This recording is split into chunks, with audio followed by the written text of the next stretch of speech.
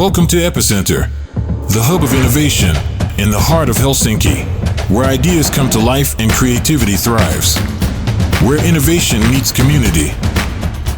Get ready to learn, network, and make an impact. Let's go. Let's hear it for the video. Let's get pumped. We're small and mighty. Okay, we're gonna get smiles, right, for me, and laughters for me, because I need that. It fuels my soul here on a Tuesday. All right, you know we have a tradition here, right? I see so many faces that you guys know what's coming, right? You know that in order to get the mood set, we have to clap for ourselves, right? And this has nothing to do with my weekly affirmation, where I get clapped for 10 seconds. All right, so let's take the first 10 seconds of this beautiful Tuesday and clap for ourselves. We're here, we're indoors, and we're gonna get ready to learn. Let's go. Cheers, come on. It's great, it's great, it's great. Now you're all smiling. You're happy that you clapped for yourselves. I get to reap the benefits of these beautiful smiles looking at me. Okay, hey, I'm Joey. I am the community manager here at Epicenter Helsinki. And I will go through what Epicenter is, because I do see some newer faces, although I see a lot of familiar faces. But as we know, Epicenter is a playground and a meeting arena where we work toward our vision to help innovative hotspots supercharge their local entrepreneurial ecosystems. We support this by creating a physical place where networking, knowledge, and collaboration act as a platform for the acceleration of innovation and growth. With this, we help our community members create the workspace of the future. So basically, what all those fancy words mean is, once a week, we come together, brilliant minds, to share ideas, to network, and to grow. And are we ready to do that? All right, you see, now we're feeling each other. Okay, so we've spent the last 5 months exploring the very concept of the metaverse, from digital fashion, Krista's here, avatar tech, and the social implications of that. Now, what does that all mean for marketing? It's a whole universe of opportunities. We're looking at a digital era where traditional methods of marketing will be transformed. Brands won't just market to audience, they'll be able to engage with them in an immersive, interactive world, reshaping how products are showcased and experiences are delivered. But with new opportunities come challenges, and that's what we're here to explore today. So how do we navigate this vast virtual terrain? How do we create meaningful engagements, foster virtual communities, and truly harness the potential of the metaverse? So tonight we have an incredible journey ahead of us, and our guide for this journey is none other than my buddy, Colin Brown. He is a serial entrepreneur who has founded and built companies in 17 countries. He started his career as a professional sports coach, rowing particularly. He then spent 5 years in the UK government looking at how big data could be used to improve user experiences. He then went on to co-found multiple startups before a spell in a private equity firm in the US. He coaches the C-suites of startups who are trying to go from good 10 million ARR to great 100 million ARR in AI, gaming, and ed tech verticals. He lives in Helsinki and is a proud graduate of the 90-Day Fin program and is on his way to becoming 90% Fin. Let's give a round of applause for that. Over the last 2 years, he has worked with Dubbit to enable global brands to engage with users in the meta-galaxy platform that is Roblox. Dubbit aims to enable 1 million builders to earn a living in the emerging metaverse and works with brands such as Samsung, NASCAR, and H&M, to name a few. I already broke my rule. I have a rule because I'm such shit at Finnish last names that I don't ever say a name of someone who doesn't have a last name. And God frickin', I said Colin Brown earlier, but I'm not going to say it again. So please help me welcome to the stage founder of CapabilityBrown, Colin. Woo! It's fine. Fantastic. This is for you, sir. Thank you very much. Thank you so much. And crikey. It doesn't really matter that it's a small audience. I've done smaller audiences. I've done bigger. But we'll have a lot of fun. And hopefully the presentation I've put together will educate some areas around the metaverse, and then we'll dive deep specifically into some marketing case studies. And then at the end, we'll also go very much into your questions and answers and what will help you guys. Okay, so I want to start with this particular quote, which is attributed to 3 or 4 different people at different times.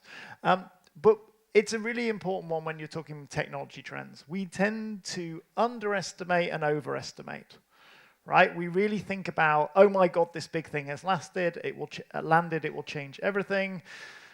And it does, but generally in the long term, not the short term, right? So bear that in mind as we go through today's presentation. So I quite like this slide because it's basically how we name the metaverse at different points in time, right? So, you know, metaverse, as most of you know, came as a term in 1992, Neil Stephenson, etc., and it kind of wends its way, hits a peak over here, and then does it disappear somewhere? Does it continue? Do we have other terms that we use for this thing that we're kind of building as the future internet, etc., etc., etc.? It's a good one to bear in mind because the names come and go, but the tech underlying is progressing over time. So just bear it in mind. I quite like the idea of the Chick-fil-A Chickaverse, right? If that actually comes into being. It won't probably mean anything if you haven't spent any time in the US. I also particularly like this cartoon around most people don't really get the metaverse. Now, if you've been to a few of these events, you do understand what we're talking about. But this is very much that kind of like business opportunity, do something, don't really get it type approach.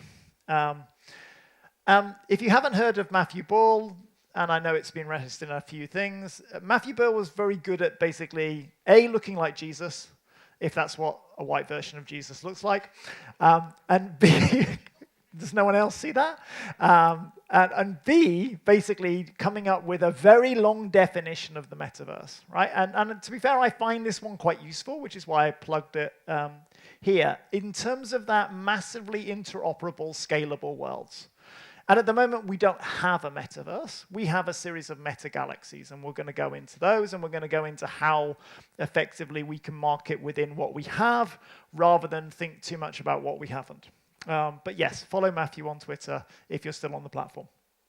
Okay, now, marketeers always lie to ourselves, right? That's what we do, right? We have the Steve Jobs version of a reality distortion field, and this is how we thought in different periods of time, right? So again, in the 1980s, it was all about ads on TV.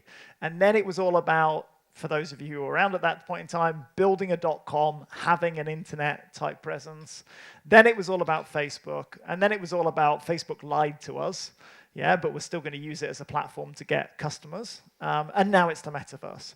So we've generally told ourselves the same stories around how we reach consumers, which unfortunately has generally led to poor consumer relationships because we've lied to ourselves. And it's also led to this, right? And, you know, effectively it's led to marketeers presuming that they're going to meet their consumers in the metaverse, and with or without legs, that's generally not happened, right?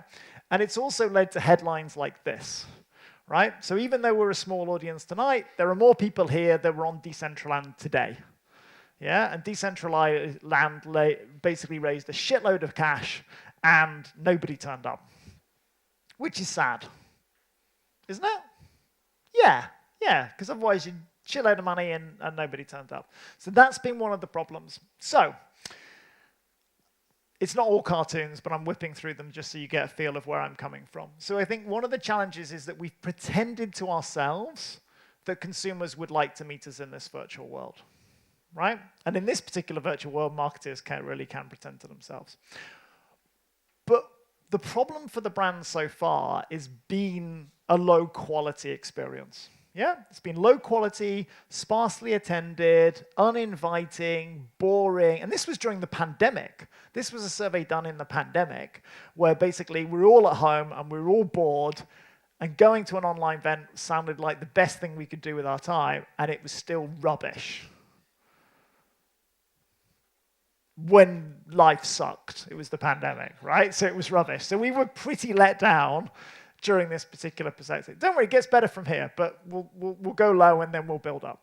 Okay, so Tim Sweeney, if you don't know Tim Sweeney, he's the founder of Epic Games, lives in North Carolina, bit of a kind of OG type figure, and he's still on Twitter. Anyway, he put this out quite recently in response to a Business Insider article last week, basically saying the metaverse is dead. And he's doing a bit of a play on the thing there, like, it's dead. Let's all the 600 million monthly active users that are using this dead platform, can we all celebrate in 3D, right? So don't get me wrong, there is an anti-metaverse vibe at the moment. A lot of that comes from nobody likes Mark Zuckerberg. I'm sure his parents do. But effectively, the business world doesn't really like him. How many people here like Mark Zuckerberg? Hands up. Okay, he's not won any fans here, right? So part of this is basically people wanting Mark to fail, partly. And partly of this is the number of people who've gone from metaverse experts to AI experts. Yes, don't worry, we will talk about AI very, very quickly. But I think this is a really important point, is there is numbers here already, but they're in meta-galaxies and they're in specific places. 600 million is not a small figure of monthly active users, right? Says the country with a population of 5.5 million, right? 600 million is not a small figure, and it's therefore well worth leaning into this amount of people. So, advertising golden rule number 1, right? If you're not familiar with this. Advertising money spend flows to where consumers spend their time. And at some point, time versus people spend equals it out. Mary Meeker, if you're not familiar with her work, one of the great tech researchers of our time, very much pioneered this aspect. So, advertising money will always flow to where people spend their time. So, where are people spending their time? You ask in huge numbers psychically to me. I got it. Right. So this is from 1950, long time ago, galaxy far away, to 2020 in kind of 10-year increments. Now, what you can see here is, well, actually, when I first looked at this chart, the thing that really struck me was, oh my God, people still advertise on TV. And just be clear, this is a percentage of GDP, right? So it's trying to give you a sense of money over time. Money changes over time. But this is a good example of money changing over time. So what it shows you is that TV advertising has actually held up really well in 70 years. What it also shows you is that newspapers and magazines have been crushed by the internet. Yeah, crushed completely to the dust. And that, you know, and really the only reason that they're continuing is because effectively they're media businesses, not newspaper and magazines-based businesses now. And the internet has basically filled the gap where newspapers and stuff was. So the answer is, well, okay, if there's nobody how many people watch TV, and I don't mean kind of Netflix, I mean regular Finnish or not Finnish TV on a daily or weekly basis? Joey does. Okay, so anybody else with a hand up watches TV? It's not a shameful thing. It's not Alcoholics Anonymous here. I could do that. Oh, yeah, okay, so we've got a couple of hands. So we've literally 3 out of this group here watch TV very regularly, right? But that's not unusual, right? So TV numbers have plummeted, but TV advertising is still held up, right? Now, either the people sell TV advertising are really, really good at selling, or there's no other place for the money to go. And there's a little bit of legacy in there in terms of how we advertised in the past. So, bear that in mind when we're thinking about time. Money flows to where people spend their time. So at the moment we have this anomaly, people aren't spending their time there, but the money's still flowing there. Okay, so another extrapolation for you to get your head around. Okay. If at the moment the metaverse is kind of 1 billion monthly active users, not quite there, we're around 600 million, but by 2025 we'll be at about 1 billion monthly active users. That's not bad, right? Let's just be clear. 7.8 billion people on the planet, 1 billion in the metaverse, good, right? Okay, much better than the average startup pitch deck in terms of numbers. If we just extrapolate that effectively Facebook work, depending on the quarter, makes about 110 billion from ads. The numbers per country is different. So Facebook user in the US is worth like $200 per year. Facebook user in Indonesia is worth $10 a year. You have to average these things out.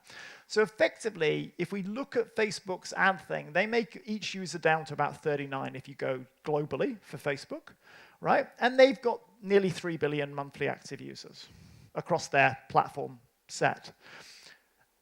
You're then looking at a total addressable ads market of 10 billion a year within a couple of years from today in the metaverse.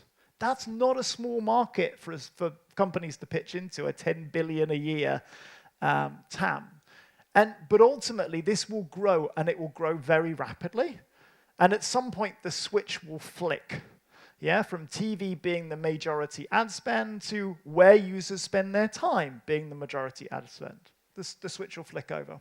Okay, so the market is huge, 10 billion per total addressable market. Now, all we have to do now, marketeers and companies, all we have to do now is deliver a way better experience than you're getting on your smartphone or flat screen device. And we can do that, can't we?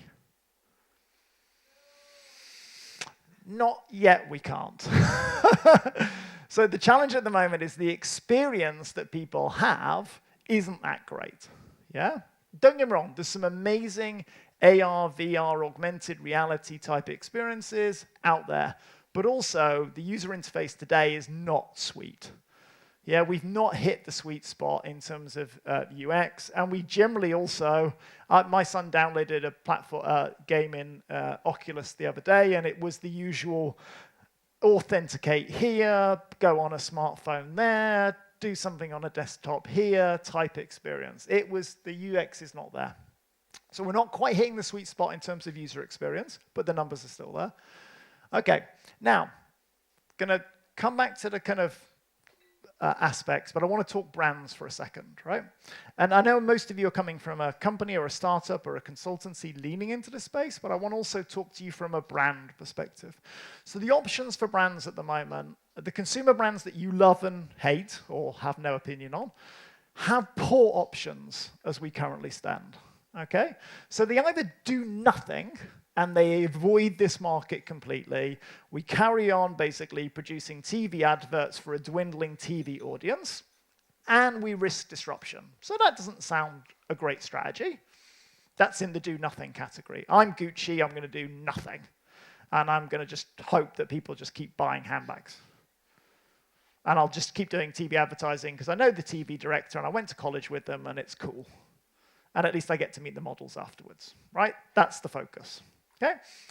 Or we go down the gaming franchise route. So we basically put our brand into Roblox, we put our brand into Fortnite. They're the two biggest ones that you can play with. Southeast Asia, you can also do Sabeto and PUBG and a few of the others. But Roblox, Fortnite, just this code for a big gaming platform.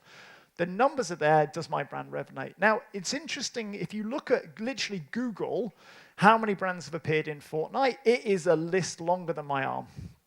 And an amazing cross population of brands, right? You can literally have, Marvel this, Disney that, major brand this, crossovers that you don't actually get in real life, so it's really quite interesting.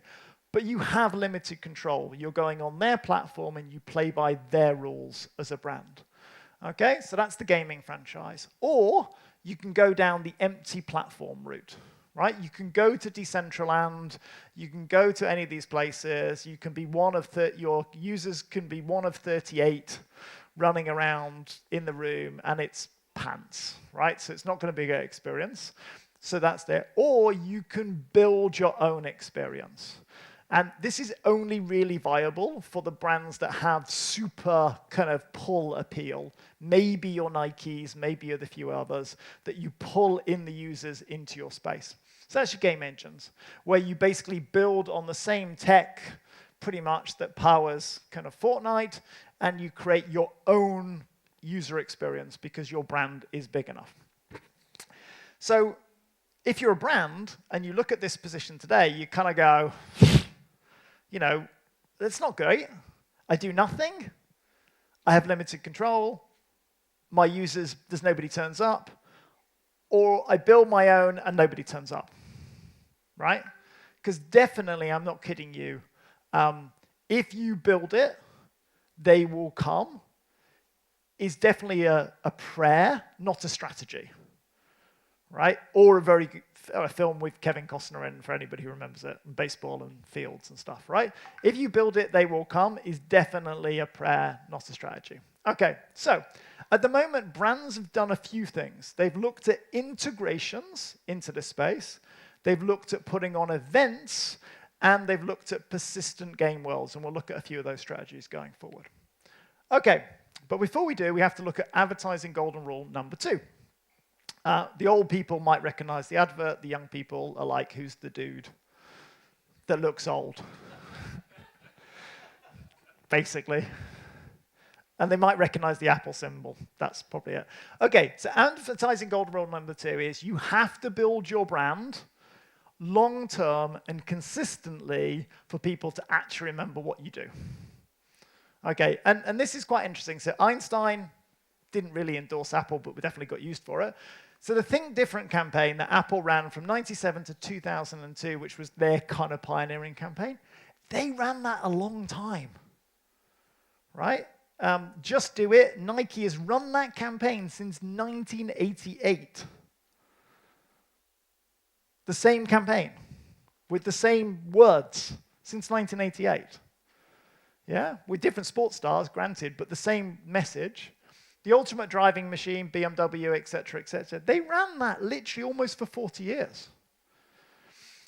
If you're building your brand anywhere, it's long-term, simple, consistent messaging on all platforms. That's the only way it's ever been done in kind of human reality that has over time. So we need to remember money will flow to where people spend their time. And the second rule is you have to be consistent long-term. And you know, to combine those two roles together when you're thinking about brand building anywhere. Okay, so what do we want to do? So most marketeers really focus on the build focus, the acquire an audience, and then measure their return on investment. That's from a marketeer perspective, that's really what you're really doing. So at the moment, if I'm giving you any advice this evening, it is definitely to go where the numbers are. Right? As long as that numbers match your brand opportunity, you have to go where the numbers are, the 600 million rather than the 38. Yeah? There's no real obvious choice other than that. You can go on the plethora of platforms that are out there, 200 plus we were talking about earlier, of platforms are out there, but there's very few numbers in those platforms. So you should go where the numbers are initially if you're a marketeer for a major brand. Okay, but you do need to consider a few other aspects. Now, AI aspect. So, number of metaverse experts going to number of AI experts. So let's just be clear. AI isn't killing the metaverse, despite what Business Insider actually wrote last week. AI and the systems behind it basically enable the metaverse to exist, right? Because we actually need this, but it also has some other very interesting changes. So, Helsinki, Finland is all known for gaming, mobile gaming, Supercell, Rovio, Angry Birds, etc., etc. Generative AI is having a really big impact on gaming, and that's important to the metaverse because the platforms we just talked about are basically gaming platforms, yeah, with gaming communities. Now, what's really interesting is if you wanted to build a game previously, you had to have a huge amount of technical skills, yeah, and the barrier to entry, hence my little man jumping up, was actually quite high. Pre-AI, right? The barrier to entry now is everybody can do it, right? So user-generated content in gaming is now 12% of the market, yeah? Whereas a couple of years ago, it was like 5% of the market. And within a couple of years, it'll probably be 20% of the market. So the analogy I would give you at this point is when you think about user-generated content, think YouTube and think TikTok, okay, versus Netflix and Hulu. Okay, so what's the budget for Netflix to commission new content and license new content each year? Probably not far off Finland's GDP, right? It's a joke, but it's not far off. What's TikTok's budget for commissioning and licensing new content this year? Pretty much nothing, right? It's certainly not a small country's GDP, right? So user-generated content is winning, not just the audience, but it's also winning in terms of budget size. So in gaming, the role of AI and generative AI has a massive impact in the amount of user-generated content coming in, and it's lowered the barrier for anyone to produce that content. Now, platforms like Roblox, and you'll see now Fortnite, are all based now on user-generated content stories. And so everybody's a creator, everybody's a builder, everybody can create assets, and everybody can put them into a platform. So what you'll see over this next 3, 4, 5 years is an explosion of these platforms, not just in terms of the size that they are today, but in terms of the depth and the variety of this content. It's really difficult to keep up because you know how much content YouTube receives each day, 50 years worth of video content. Right? One studio, even Supercell and Rovio, it's very difficult for a single studio now to compete with hundreds and hundreds of thousands of people making this stuff. Okay, so I've thrown a lot at you. So I'm now going to try and unpack some of that and pull it together around some of the key lessons. So these are some of the brands that I've worked with over the last year, some of which are well known to you, some are not. Now, specifically, I'm going to talk about their experience on Roblox. You can have a similar experience now, or you will be very, very soon on Fortnite in terms of Unreal Engine for Fortnite. But effectively, these brands came into Roblox, and they came very specifically for Roblox has 58 million daily active users. I've put monthly active users there. Daily active users. That's a really high bar, right? Daily actives versus monthly actives is very, very different, right? So most of the major social media platforms prior to Elon Musk taking them over were way over the 200 million monthly active users, but nobody was close to 58 million daily active users on social media. Snapchat wasn't, Twitter wasn't in terms of daily active. Daily actives is really hard to achieve. So the brands went onto Roblox because effectively these were young, generally consumer-facing brands. Roblox's age profile is 8 to 24. Okay, it was very much 8 to 12 a few years ago, but now 50% of their platform is aged from 12 to 24. Yeah, so 50%. So in a couple of years, they didn't lose the young people, they gained an older group. And that's partly because it's a user-generated content platform, so the audience responds to the content that's created by the community creates the content, and as the community has changed and morphed and grown up, the content has come through. So these brands basically focused on Roblox. Partly, some of them also did some stuff on Fortnite, but generally they work onto Roblox. And they used 3 different mechanisms when they went onto Roblox. So they used portals, magic doors. Roblox, if you've never been on, it's a bit like YouTube for gaming, right? So you can literally go from thing to thing to thing to thing to thing. And your friends will tell you where they are, and you go and play in that game, and then Christian's in another game, and he messages you, and you go into that game, and then you go to another game. So it's a bit like YouTube. You can easily get lost, right? You follow the rabbit hole with your friends as you go through the different games. So portals and magic doors are actually really useful in Roblox because it allows you to jump from place to place. They also focused on branded pop-ups, where we basically created an experience inside someone else's game.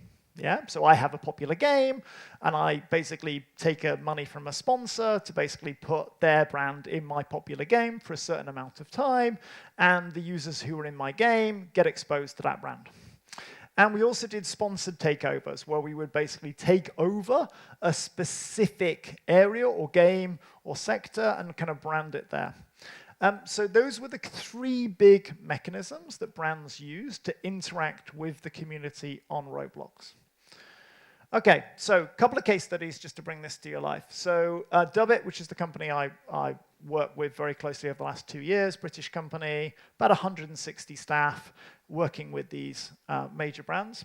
So one of the case studies we did was with Samsung. This was Samsung promoting their cell phone. And again, what are they trying to do? Everybody knows who Samsung is, right? So this is all about brand awareness with the consumer audience that likes or is on their first or second phone. Yeah? So the focus was really short duration campaigns, right? 6 weeks, 8 weeks, short, focus, not trying to create a hit game and keep these people forever, but get them in, get them engaged in the platform. And in this case, they also used a virtual event. Yes, virtual events are difficult to do in the metaverse. You have to bend quite a lot of rules to actually make them happen.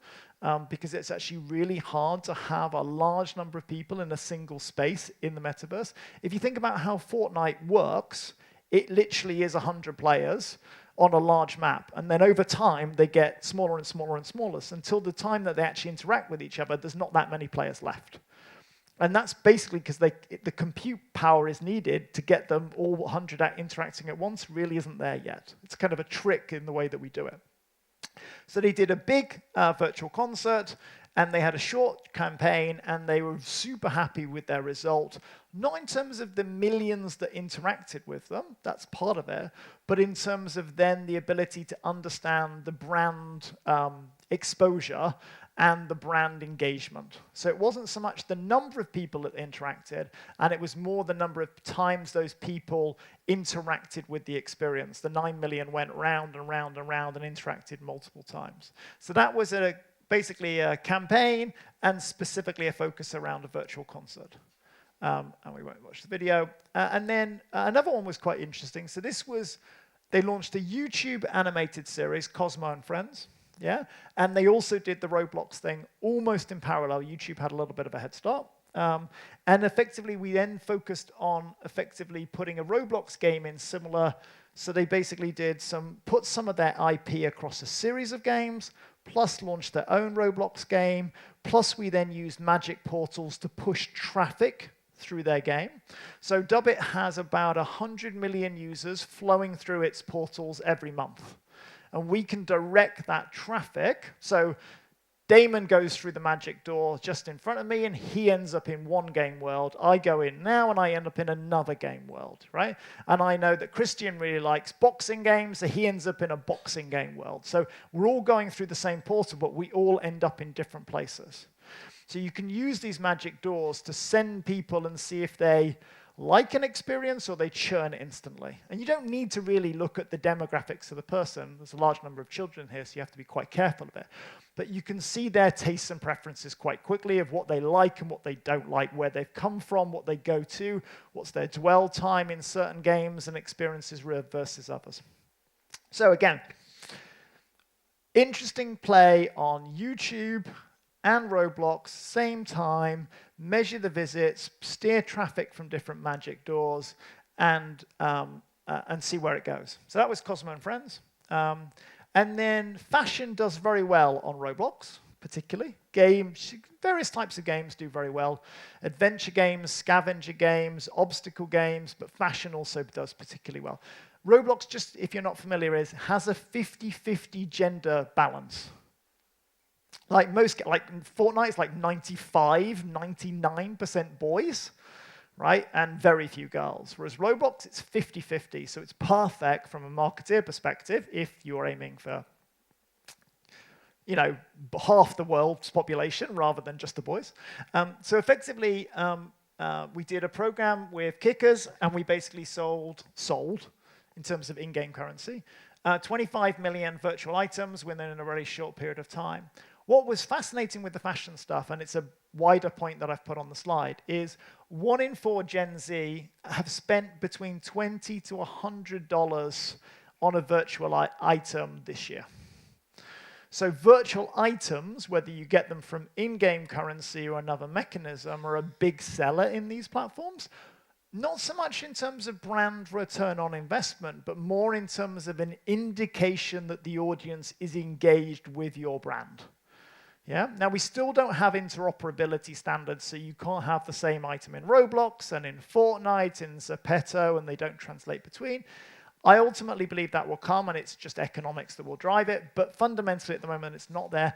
But at the moment, it doesn't matter because people are spending a proportion of their time in that particular meta galaxy, so it's not such a big deal. But the spend is important because it indicates interest and engagement with the brand. So another example on that side. So just to unpack that trend. So we have a rise in user-generated content. This is super important. So 12% of the gaming market in 5 years, and we reckon it'll be 20% of the gaming market by 2030. Right? So we have huge amounts of UGC happening. Right? So we'll see generally a decline of the studio model and a rise in the UGC platform. That's already played out. And then ultimately, the UGC market size in digital merch alone is around that 10 to 50 billion. And that's huge, right? So that's interesting because if I can create a piece of digital merchandising, I can today, right? So I can go onto Roblox on a studio account, create a piece of digital merchandising, put it on the Roblox marketplace. I have to basically put up 20 cents. Sorry, it's American. 20 US cents, right? They go on there. If that item is then purchased, I get my 20 cents back, plus my percentage of basically what Roblox have sold it for.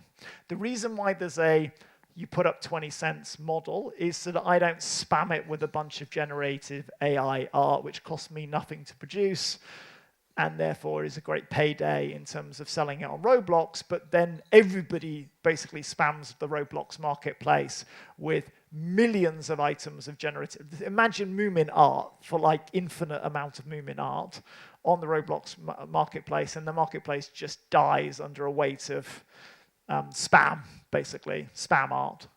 But I think the model itself is very interesting, and you'll see a lot more digital merchandising coming in. I'm not talking NFTs. I'll touch on that in a second. But really digital merchandising, collectibles. So again, Roblox players this year, so we haven't finished the year, we're only in May, yeah, have bought 1.4 billion avatar items, so avatar related to clothing or something else, so far, right? Items in Roblox have been purchased. And they've spent over 1 billion to date this year, the Roblox community. Yeah. Last year, so 2022, Fortnite players spent 4 billion. Yeah, and if you like the NFL, it was 50 million just on NFL skins alone. Now, you've got to remember, if you're not familiar with these platforms, these have no skill advantage. This is just pure cosmetics. Yeah, but it's a huge appetite, and it's a huge habit that people are developing at a relatively age. Rather than playing cards, yeah, it's avatar skins. Okay, so I would say at the moment, in the next 2 years, you're going to see a huge rise in the UGC elements here, and a huge rise in digital merchandising as well, in parallel. So, briefly on NFTs, okay? And I put this cartoon up, not just because I like cartoons, but also the message behind it. You need, if you're a brand or whatever you're trying to achieve, you have to focus on your business and not just on the kind of the latest fad. Okay, and NFTs have a really interesting place in the metaverse, and they will come in over time. But so far, they've been very faddy, very much make a load of money type stuff, right? And really not achieve their aim. So I wouldn't really get anyone to focus per se on NFTs. I would get them to focus on other elements that we've talked about, and I'd kind of duck that one at the moment until they get into a mature state. Okay, but I would say here's some examples of digital merch. So it's different. It's not a picture of a gorilla kind of as your face, etc., that you use on a social media platform owned by a billionaire. It's more stuff that you can wear and hopefully enjoy wearing, playing a game that you play every day. Okay, so it's less about earning money off these things and more about enjoying them for the thing that they are. Okay, So I've very much focused on brands, and we'll happily open up for questions, and then people can ask me about stuff that's really relevant to do. So if a brand was here today, the real focus on marketing in the metaverse is remember golden rule number 1, which was? Okay, so very good. So basically, the money goes to where people are. Right, that's golden rule number 1 for all marketeers. And then golden rule number 2, anybody, you've answered, so somebody else. What was golden rule number 2? Okay, you say brand, go on. Anyone else? Come on. Golden rule number 2 is you have to build your brand long-term, yeah, with key consistent messages. Yeah, so think different, 1997 to 2002.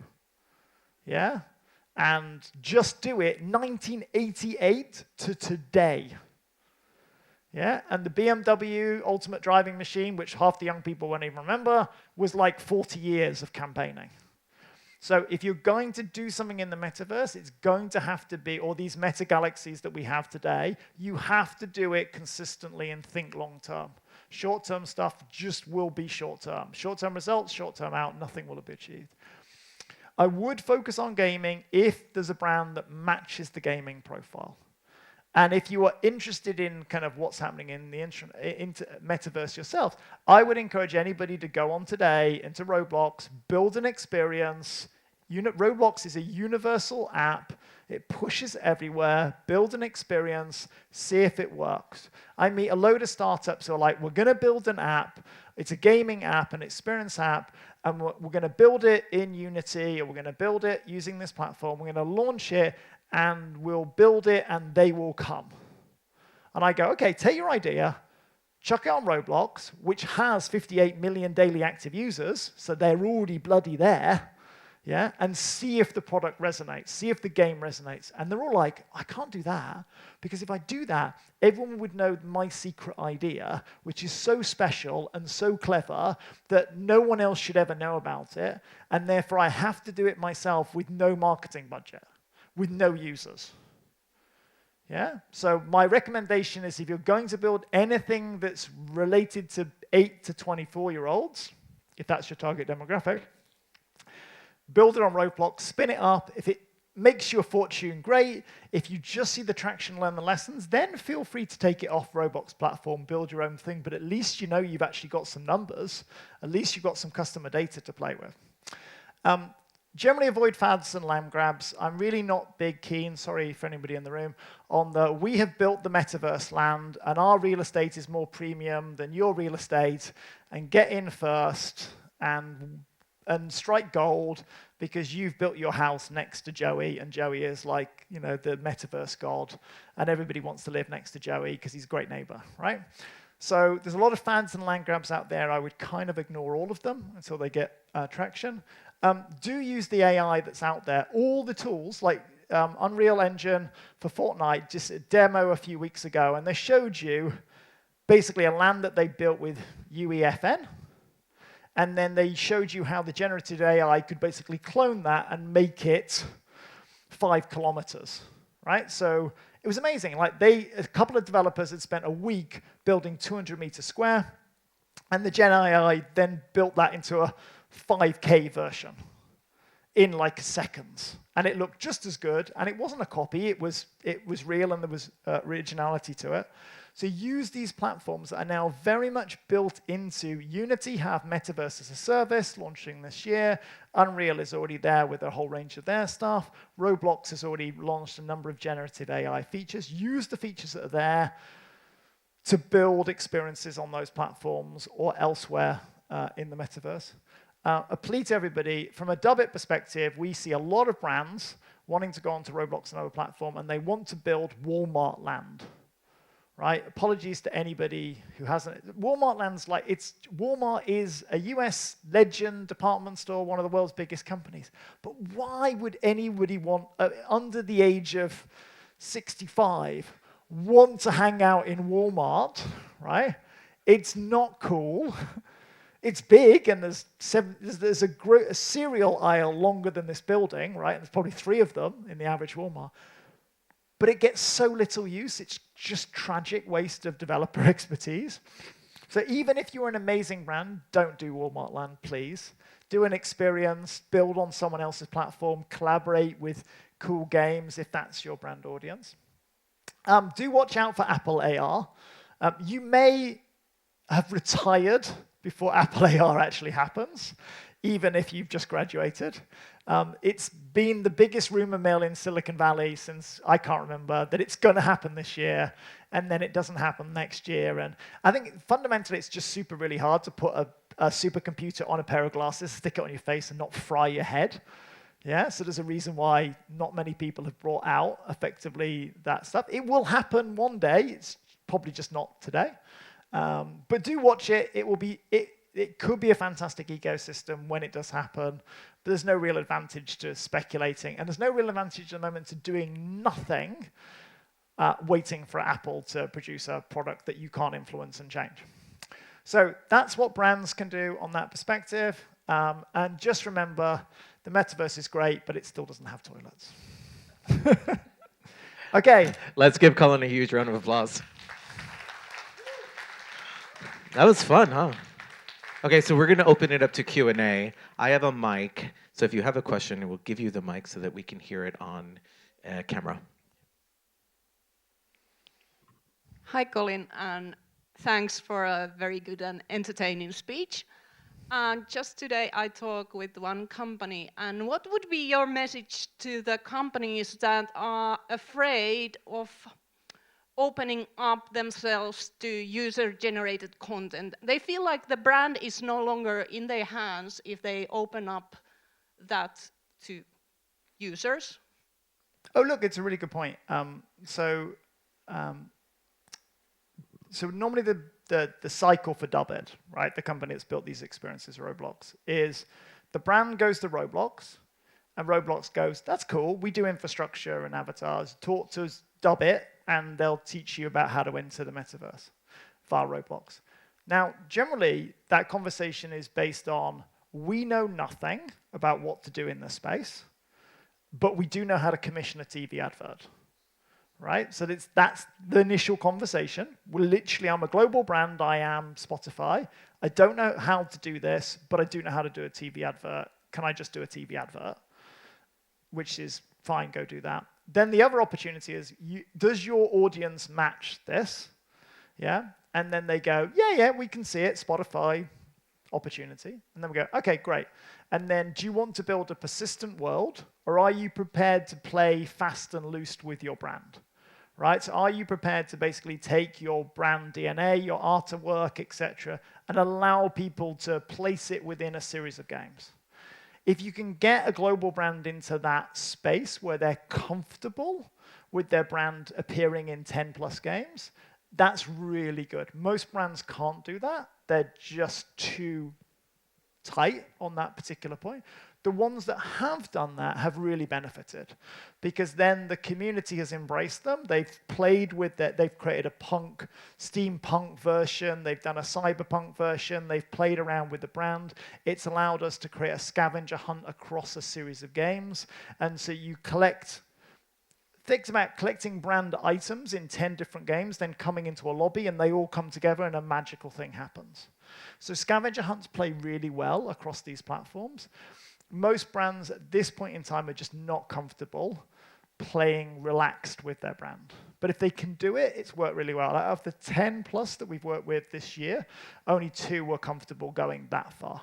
Most of them wanted to build Walmart Land. Yeah? Which everyone would come to because it was that cool. Sorry, question? Walmart Land. Yeah. In terms of practical sales-wise, I need to hear you. The thing is like how much you see the avatar plays a role in insurance and reinsurance. There's a big talk, if you understand what is the... No, explain. Well, basically, you take avatars, like if you're working in a Mercedes-Benz, so they have the uniforms. So like in a year, they'll have a 4 or 5. So they take all the body measure. So there is no distortion. Same thing like the gyms, they have the avatars of you. So what is your change? What was the reason? Is it a medical reason is genuine, then only you'll be given insurance. Otherwise, it's quite a big groups are working on avatars and playing like avatars going to be in a kind of a virtual shopping. AWS, Amazon is pitching quite big. So you'll have mobile phones which have an app which can scan you and give a precise measure of you.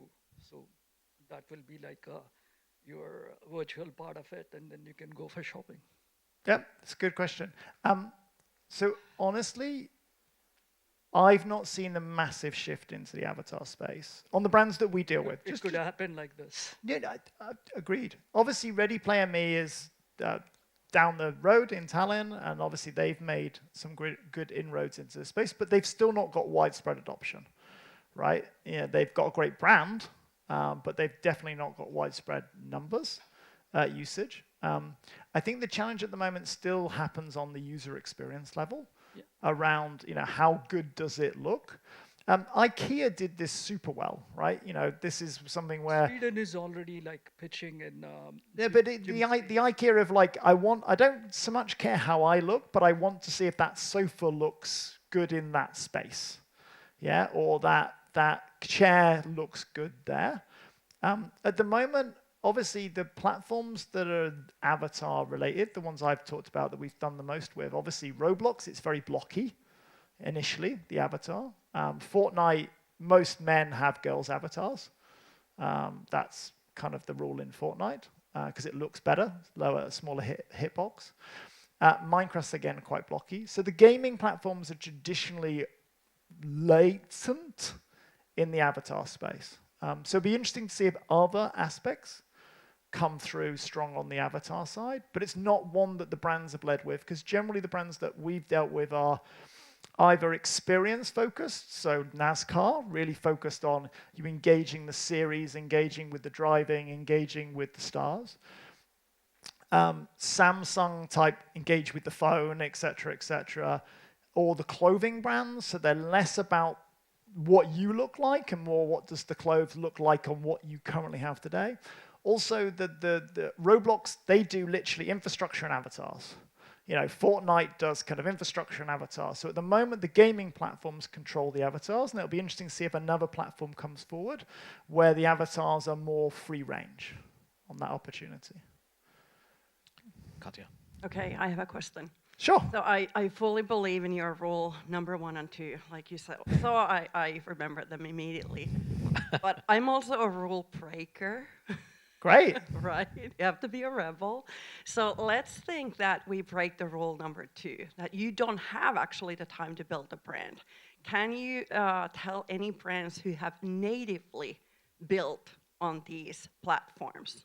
Because all of these success stories that we have now, they built a brand somewhere else. What if you're a newer brand? What if you haven't built somewhere? Are there opportunities for newer startups or D2C brands or things like that to build there? Okay, that's a really good question.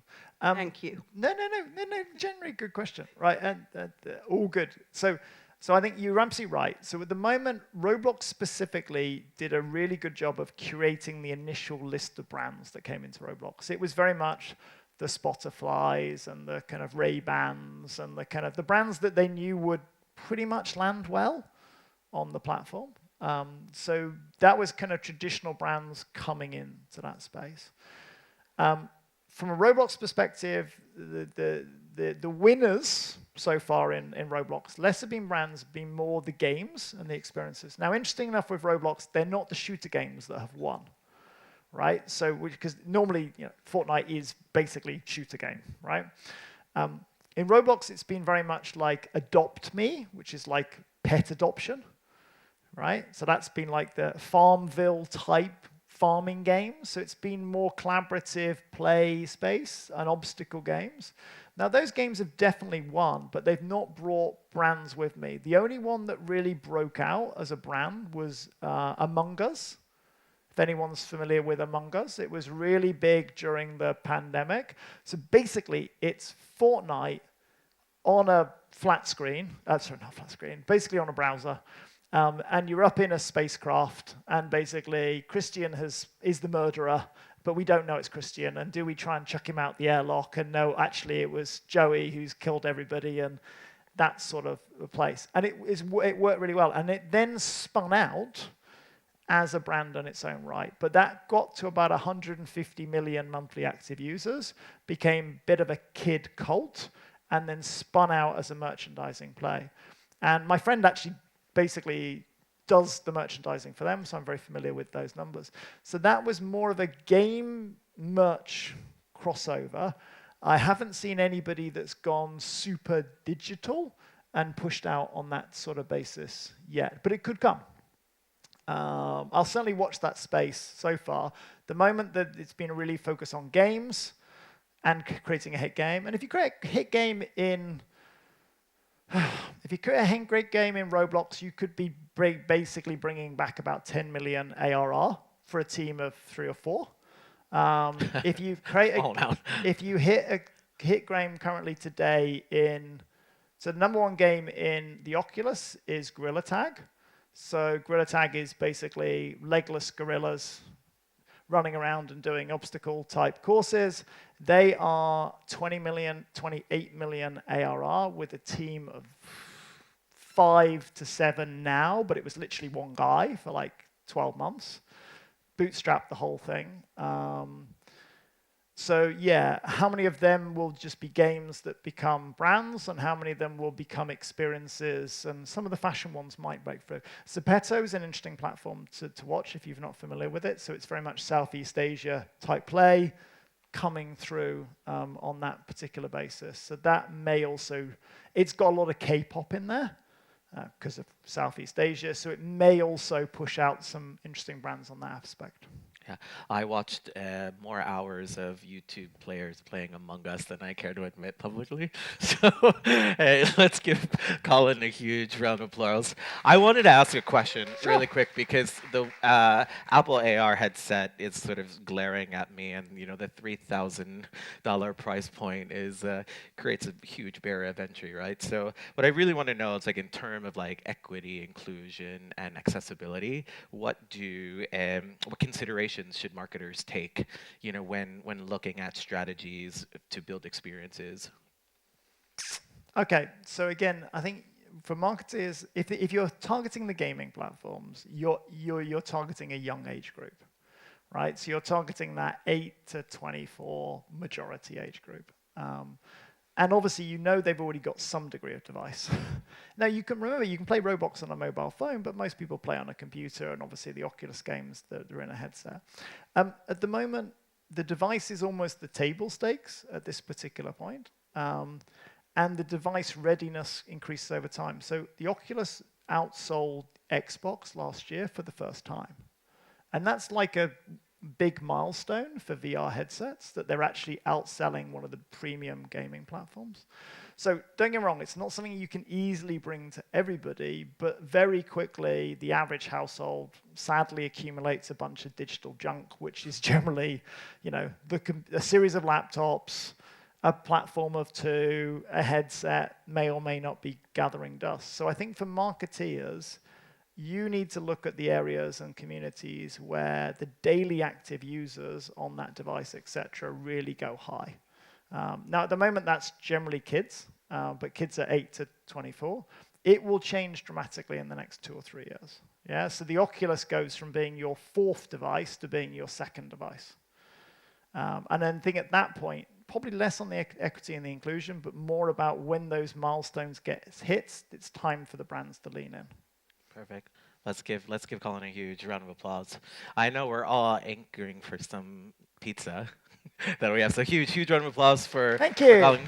He's going to stick around and answer your questions. So grab him during the networking side. Thank you once more. No, pleasure. A little bit of.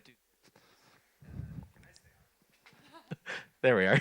I'm gonna. Awesome. So like as I mentioned at the beginning of the event, we're a community. We always have something going on here at Epicenter. So our last event in May is going to see another new friend of mine on stage. So the tech series is coming back. This time we're going to explore Industry 4.0. This event is going to delve into the concept of convergent reality, a cornerstone of the fourth industrial revolution that is revolutionizing various sectors, most notably the automotive industry. So we're going to have two brilliant keynote speakers followed by panel. So you definitely don't want to miss this one. So how are we feeling about today? Was that good stuff, huh? Yeah.